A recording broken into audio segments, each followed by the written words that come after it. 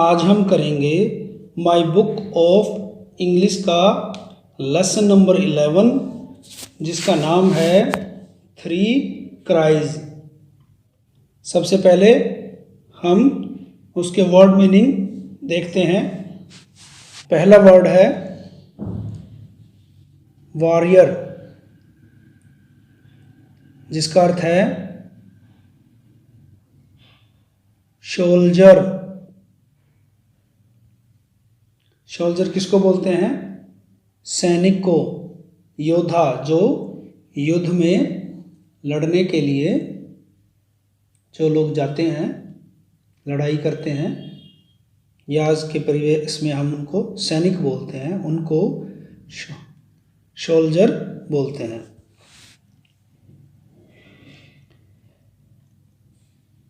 Second,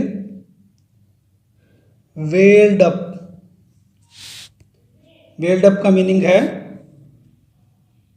to fill up या गुस with something, भर आना। वेल्ड अप का मतलब है, हिंदी में उसको क्या बोलेंगे हम? भर आना, और इंग्लिश में टू फिल अप।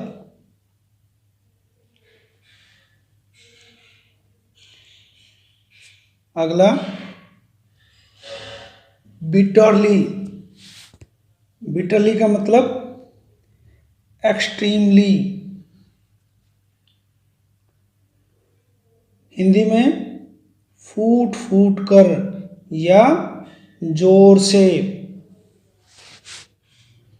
अगला है शॉक्ड। शॉक्ड माने a sudden or violent disturbance of mind। a sudden अचानक से, एकदम से, या violent disturbance of mind हमारे दिमाग पर एक आघात लगना, एक धक्का लगना। हिंदी में इसको बोलेंगे हम आघात लगना या आघात लगा, शॉक। ड्रेडफुल। ड्रेडफुल का इंग्लिश मीनिंग क्या हो जाएगा? फियरफुल। हिंदी में डरावना, भयानक, जिस चीज़ से हम डर जाएं, जो चीज़ हमें बुरी तरह डरा दे, उसको बोलेंगे हम ड्रेडफुल। पैडलर। पैडलर कौन होता है? A person who travels about selling articles।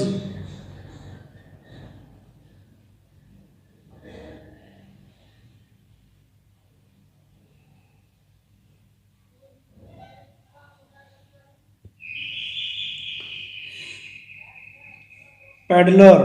Peddler कौन होता है? A person who travels about selling articles या हवेकर,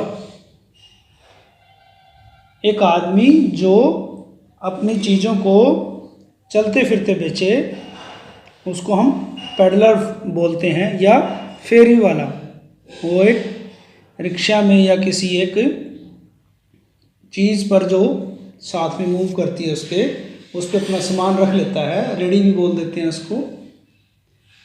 तो उस पर अपना सामान रखकर गली गली जाके जो सामान बेचता है, वो कौन हो गया? फेरी वाला। और फेरी वाले को हम अंग्रेजी में क्या बोलेंगे? पैडलर।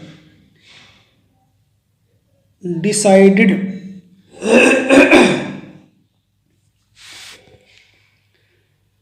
डिसाइडेड का अर्थ है make up once mind.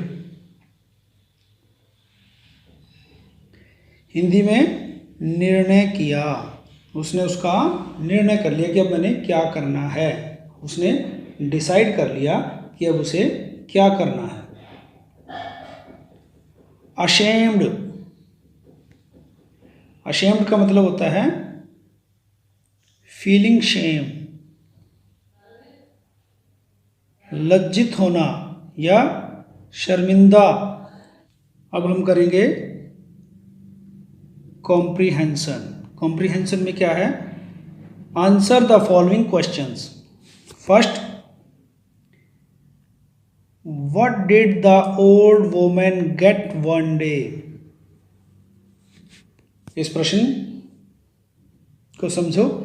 Hindi में हम क्या कहेंगे? What did the old woman get one day? एक दिन बूढ़ी औरत को क्या चीज मिली? इसका आंसर क्या मिला था उसे?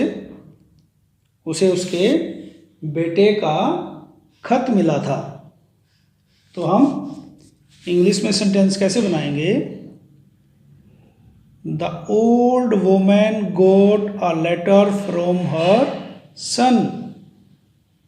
बूढ़ी औरत को अपने बेटे का एक पत्र मिला था, या अपने बेटे से उसे एक पत्र प्राप्त हुआ।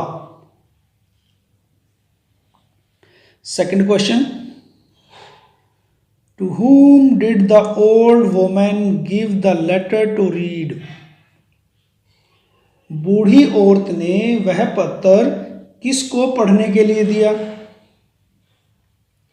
आंसर में the old woman gave the letter to a warrior to read. हाँ, तो आप बताओ किसको उसने पत्र पढ़ने के लिए दिया?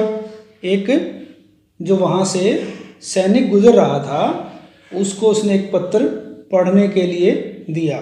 तो हम इसको इंग्लिश में ट्रांसलेट कैसे करेंगे? The old woman gave the letter to a warrior to read. Third,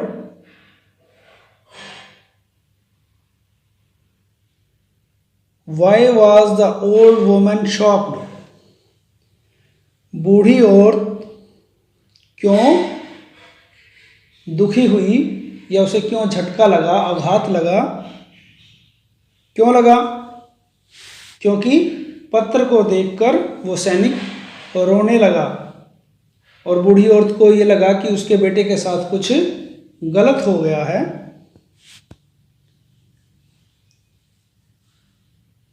the old woman was shocked.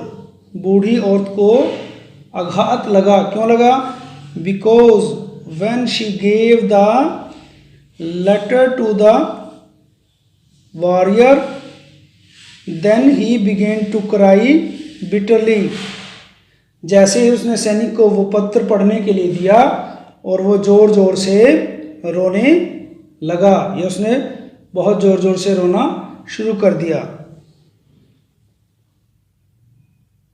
इसलिए ओल्ड वुमन को शॉक लगा।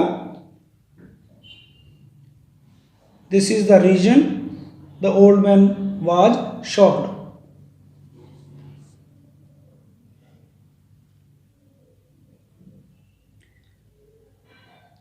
For who came after the warrior?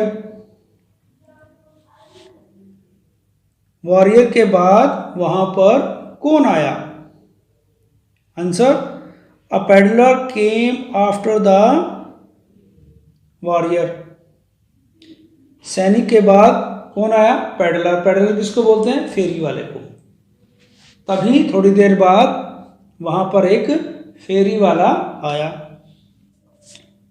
5, what thing did the peddler use to sell?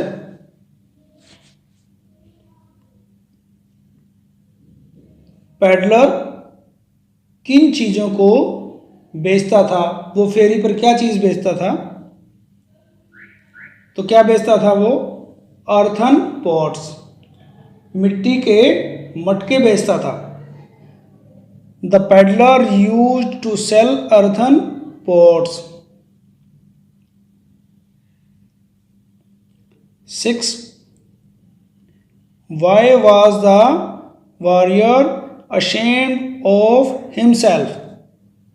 Why was the warrior? सैनिक क्यों अपने आप पर शर्मिंदा था? क्यों था?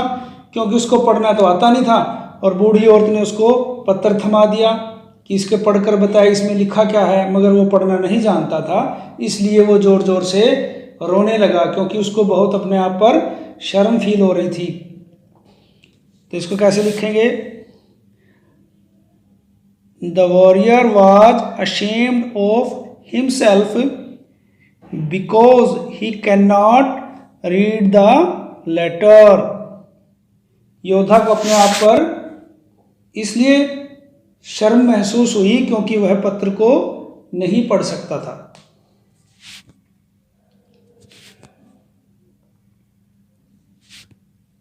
अगला, read the following statements, write T for true and F for false. नीचे दिए गए स्टेटमेंट्स को आप पढ़ेंगे और सही के लिए T लिखेंगे और गलत के लिए आप उसके सामने F लिखेंगे। सही के लिए T और गलत के लिए F उसके सामने लिखें। पहला है, the old woman got a letter from her son. बूढ़ी औरत को उसके बेटे से एक खत प्राप्त हुआ। तो ये बात सही है कि गलत है? हमने कहानी में पढ़ा है तो ये बात सही है, तो सही के लिए हम इसमें T लिख देंगे। क्या लिख देंगे? T।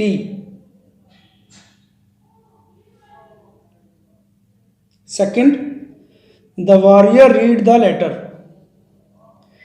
जो योद्धा था उसने खत को पढ़ा। The warrior read the letter. क्या उसने खत को पढ़ा सैनिक ने? नहीं, वो तो अनपढ़ था और वो पढ़ नहीं सकता था, इसलिए वो जोर जोर से रोने लगा। तो ये बात क्या है? गलत है। तो गलत के हम लिए लिखेंगे यहाँ पर F।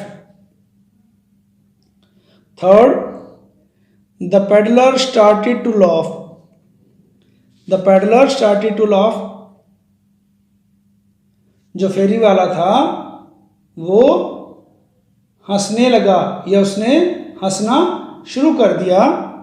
तो क्या वो हंसा था? नहीं, वो उन दोनों को रोता हुआ देखकर वो भी उनके साथ बैठकर रोने लगा। तो ये बात क्या है? गलत है। और गलत के लिए F, false. Fourth, the pedlar set out to the sell earthen pots. फेरी वाला मिट्टी के घड़े बेचने के लिए निकला था। ये बात सही है कि गलत है? हाँ, वो क्या करता था? मिट्टी के घड़े ही बेचता था। तो ये ट्रू है। तो ट्रू के लिए हम यहाँ पर T लिख देंगे। 5, वॉरियर वॉज इलिटरेट। जो योद्धा था वो अनपढ़ था, वो पढ़ा लिखा नहीं था। ये बात सही है कि गलत? ये बात सही है और सही के लिए हम यहाँ पर क्या लिखेंगे? T। This is true. A person who works on a machine is called a mechanic.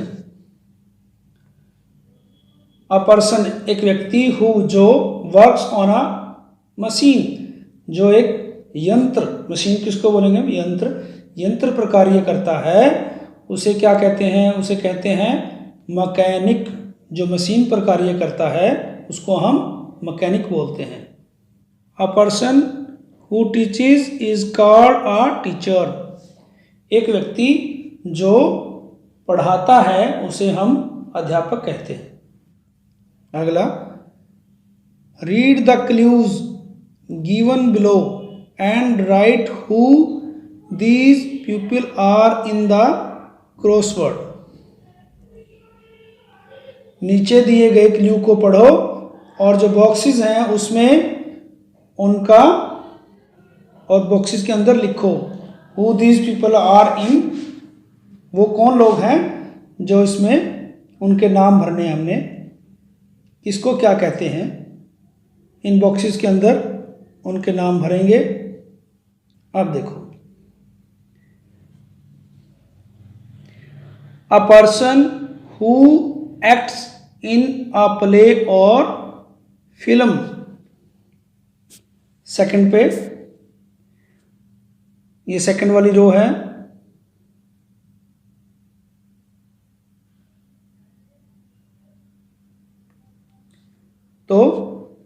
एक आदमी जो किसी नाटक या फिल्म में काम करता है उसको हम क्या बोलते हैं? उसको हम बोलते हैं एक्टर। तो यहाँ हमने बॉक्सेस के अंदर एक्टर लिखना है, ACTOR, एक्टर। अब नंबर 1 पे देखो, ये क्या है? A person who clicks photographs. Number 1 पे अ पर्सन हु क्लिक्स फोटोग्राफ्स, तो उसको हम क्या बोलते हैं? फोटोग्राफर। तो ये नंबर बॉक्स के अंदर एक नंबर 1 लिखा हुआ है, तो हम यहाँ तक इसकी स्पेलिंग भर दें। एक बॉक्स में एक अल्फ़ाबेट लिखेंगे, PHOTO, फोटोग्राफर, GRAPHER, फोटोग्राफर। अब third, a person who designs building, उसको हम बोलेंगे अ पर्सन हु डिजाइंस बिल्डिंग। एक व्यक्ति जो भवन की आकृति को तय करता है, भी ये आकृति कैसी बनेगी, उसको हम क्या बोलते हैं? आर्किटेक्ट। तो इसमें हम भरेंगे बॉक्स में ARCHITECT, architect.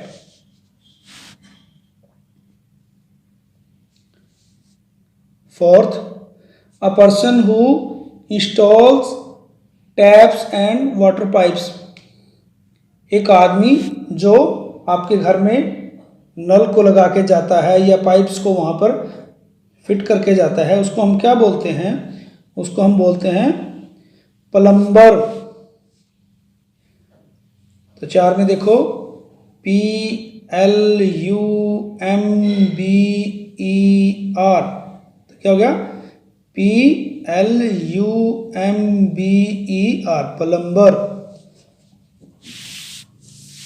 5, a person who mends shoes. जो व्यक्ति जूते बनाता है उसको हम क्या बोलेंगे? नंबर 5 पे ये रहा, कोबलर। उसको हम क्या बोलेंगे? कोबलर, या हिंदी में मोची बोलते हैं। तो कोबलर की स्पेलिंग क्या होगी? COBBLER,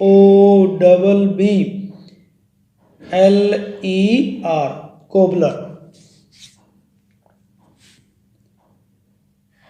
number 6,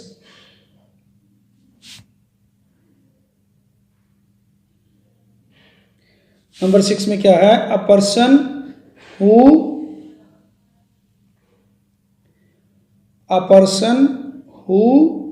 sales arranges flower. एक व्यक्ति जो फूलों को अरेंज करके उनको एक व्यवस्थित तौर पर उन पर लगाकर उनको जो बेचता है उसको हम क्या कहेंगे? क्या कहेंगे उसको? नंबर 6 पे फ्लोरिस्ट। उसकी स्पेलिंग क्या होगी? FLORIST, florist.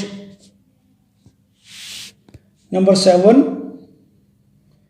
A person who cures disease. एक व्यक्ति जो बीमारियों पर नियंत्रण करता है, बीमारियों को ठीक करता है, उसको हम क्या बोलते हैं? डॉक्टर। तो 7 कहाँ पे है हमारा? ये रहा। तो डॉक्टर की स्पेलिंग DOCTOR, डॉक्टर। नंबर 8 पर, अ पर्सन हु मेक्स और रिपेयर हाउसेस और बिल्डिंग्स। नंबर 8 पे कहाँ पर 8 है? ये रहा।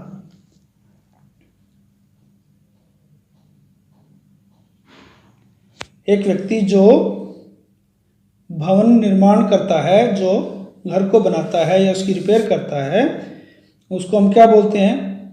उसको हम राज बोलते हैं या उसको मिस्त्री बोलते हैं, तो इंग्लिश में उसको क्या बोलेंगे? Mason, SON। ठीक।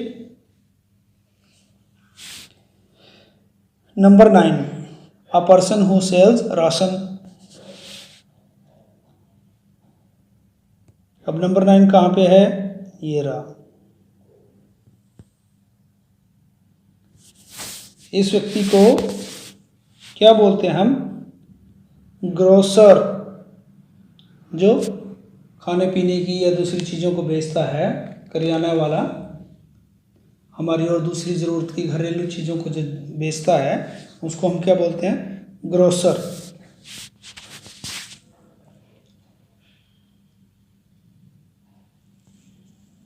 तो ये इसकी स्पेलिंग क्या होगी? GROCER, grocer.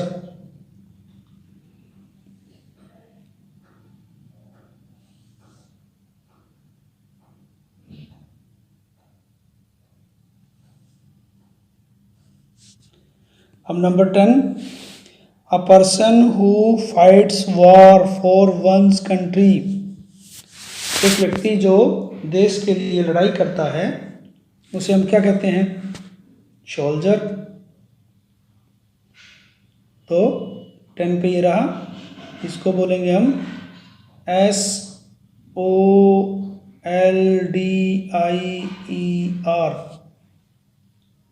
Soldier. A person who dry cleans clothes. वह व्यक्ति जो कपड़ों को ड्राई क्लीन करता है उसको क्या बोल देंगे? Dry cleaner. 11, नंबर 11 यहाँ लिखा हुआ है, तो इस खाने में भरेंगे हम DRYCLEANER,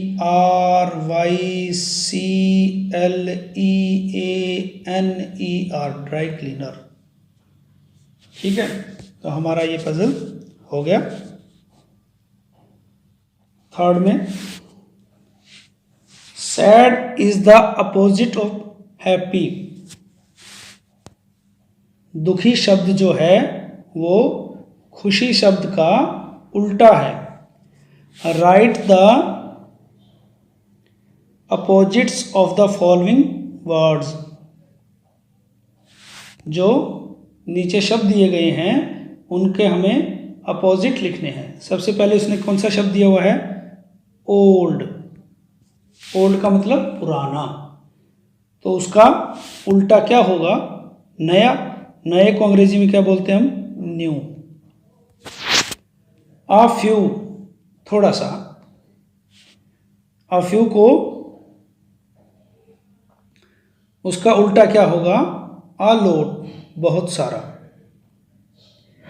हेट, घृणा, किसी चीज़ से घृणा करना, उसका उल्टा उसको प्यार करना। तो प्यार करने को, प्यार को क्या बोलेंगे हम? लव।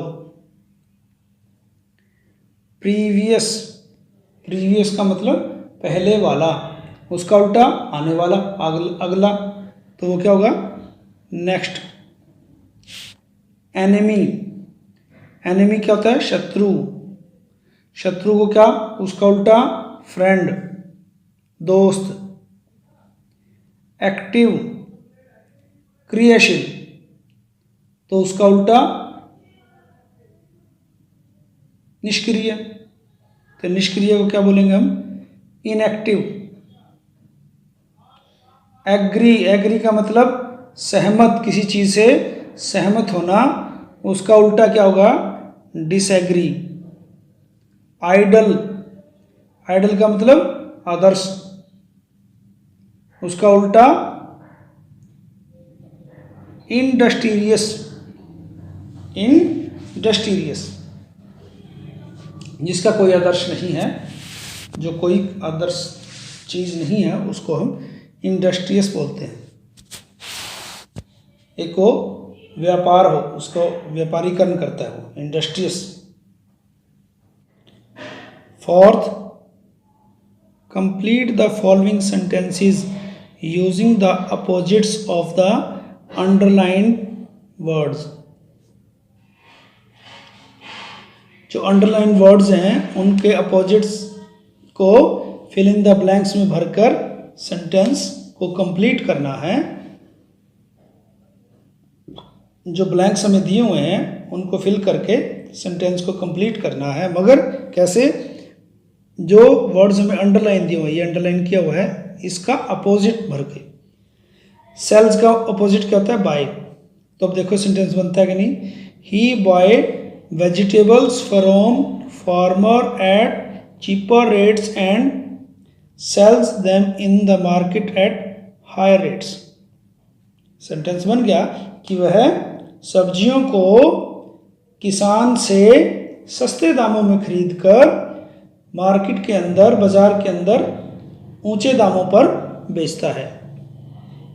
सेकंड अंडरलाइन वर्ड है पुअर। पुअर का उल्टा होता है रिच। अब हमने ब्लैंक्स के अंदर इसको रिच को फिल कर दिया, तो सेंटेंस देखो बना के नहीं। Ali Baba was poor but he became rich after he found the magic cave. Ali Baba एक गरीब व्यक्ति था, बट परंतु ही बिकेम रिच, वह अमीर बन गया, after he found the magic cave, जब उसने उस जादुई गुफा को देखा या उस जादुई गुफा के अंदर वो गया, तो वो रिच, धनवान बन गया। अब थर्ड में अंडरलाइन वर्ड है ऑलवेज। ऑलवेज का उल्टा क्या होता है? नेवर, कभी भी। ऑलवेज का मतलब है हमेशा और नेवर का मतलब है कभी नहीं। तो सेंटेंस पढ़ते हैं। Rinki is always late for school but never late for meals. Rinki school के लिए हमेशा लेट हो जाती है, देर से जाती है, परंतु भोजन के लिए वो कभी लेट नहीं होती। He never late for meals. Fourth में in this house all the bedrooms are. इस घर के अंदर जितने भी बेडरूम्स हैं, जितनी भी शयन कक्ष हैं, are downstairs. Underline word है downstairs. And the drawing and dining rooms are. अब डाउन स्टेयर्स का अपोजिट क्या होगा? Up stairs. डाउन स्टेयर का मतलब पैड़ियाँ नीचे उतर कर जाना, अप स्टेयर का मतलब है पैड़ियाँ चढ़कर जाना। तो सेंटेंस की हिंदी क्या हुई? In this house all the bedrooms are downstairs. जितने भी इस घर में शयन कक्ष हैं वो हमें पैड़ियाँ उतरकर, सीढ़ियाँ उतरकर जाना पड़ता है। And the drawing and dining rooms are upstairs. और जो ड्राइंग रूम है जहाँ मेहमान कक्ष है, और डाइनिंग रूम जो खाने का कमरा है, जो भोजनालय है, वो हमें सीढ़ियाँ चढ़कर जाना पड़ता है। 5 in spring the days are often. Underline word है वार्म। वार्म का उल्टा क्या होगा? वार्म किसको बोलते हैं? गर्म को। उसका उल्टा ठंडा। ठंडा किसको बोलेंगे? कोल्ड। इंग्लिश में ठंडा को क्या बोलेंगे? Cold. But the nights can be cold. Spring, spring माने बसंत का जो मौसम होता है। The days are often warms, जो दिन है वो प्राय गर्म रहता है। But the nights can be cold, परंतु रातें ठंडी हो जाती हैं। अब ग्रामर में एडवर्ब्स। इसमें एडवर्ब कौन सी हैं? I go to the temple in the morning, जो गहरे काले रंग से लिखी हुई है वो इसमें क्या है? एडवर्ब्स हैं। ही स्पोक्स टू मी, तो he spokes to me yesterday, तो इसमें एडवर्ब क्या है? यस्टरडे। थर्ड में we always go for morning walks together. हम हमेशा प्रातः की सैर के लिए इकट्ठे जाते हैं, तो इसमें ऑलवेज क्या होगा? एडवर्ब होगी। They often meet in the park but sometimes they go to a restaurant.